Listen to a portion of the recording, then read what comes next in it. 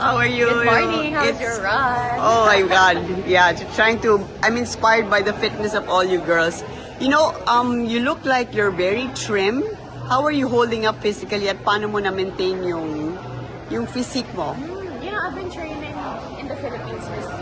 Mm-hmm. Kasi I know that when we get here, we wouldn't have time to actually work out or do anything. I Yeah. think it's just the continuous movement and activities. Kasi we're always moving throughout the day, so I think Yeah. that's why. I love your outfit today. Can you tell us about it? Is it a This one is- piece? Yeah. This is separate. The top is Devico. Uh-huh. And the pants is Anthony Ramirez. Oh, nice. Is it okay to turn?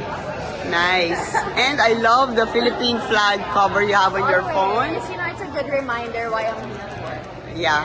So, that was a phenomenal dinner last night, wasn't it? I mean, how did it feel like to have like a full-on fashion show in such a nice venue? That was a big surprise to all of Yeah. us. We didn't know. We were told that we were just gonna have dinner. Okay. Yes, and I wasn't even able to change my outfit for I the know. post-door interview because they said, you gotta go to the bus now, you gotta go down. I was like, okay, I'll follow the rules. And then I go, and then there's Yeah. a full-on fashion show. But So, yeah, because a lot of people were asking, how come you didn't change daw? I know, I was so sad because my outfit was ready already. My bronze gown by Fatima Beltran. But Yeah. sadly, I was told that I couldn't go change Ah, anymore okay. because of lack of time. So Yeah. I just followed the rules. Okay. Pero ang daming opportunity dito to practice the rampa, right? Like the swimsuit show and then the fashion show and then other events. I mean, unlike I think in the past Miss Universe, yung rampa mo for the prelim, nakahanda na ba, Atisa? Yes, Miss D, of course. Okay, so meron kang parang, do you practice it still or it's already done? Yes, kapag nag-ano ako, nasa salamin ako, halimbawa, nagtatanggal ako ng makeup, ganyan-ganyan ako.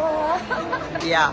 And so how are you feeling today? You're going back to Bangkok. I'm very excited. You know, Miss T, this is my favorite part of the competition. When you start rehearsals, 'cause that's when everyone's more relaxed, everyone gets to know each other more, because there's Yeah. 100 plus of us. So Yeah. it's almost impossible to get to talk to everyone, but that is the venue to do that.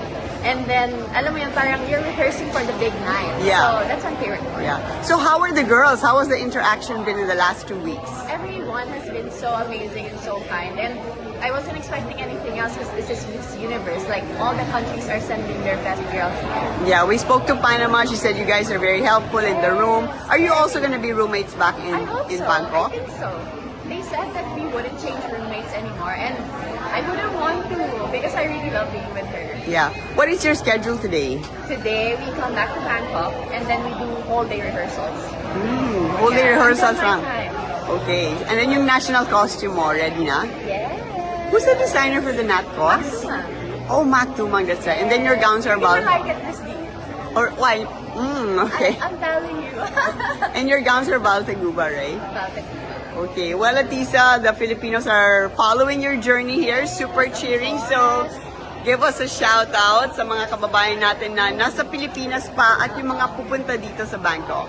Hello po sa lahat ng mga kababayan ko. Maraming salamat sa inyong suporta. Alam niyo po, hindi ko kaya ipagpatuloy ito kung hindi dahil sa suporta niyo. At I appreciate it. I appreciate the love and the support.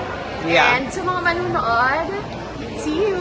Yeah. And Atisa, I love your makeup. It seems like you've perfected it. It's Ah, super thank early in the you. morning and it's so clean. Kaya nga. And your parang hair is antok pa like- ako ng yung makeup. Antok pa yan?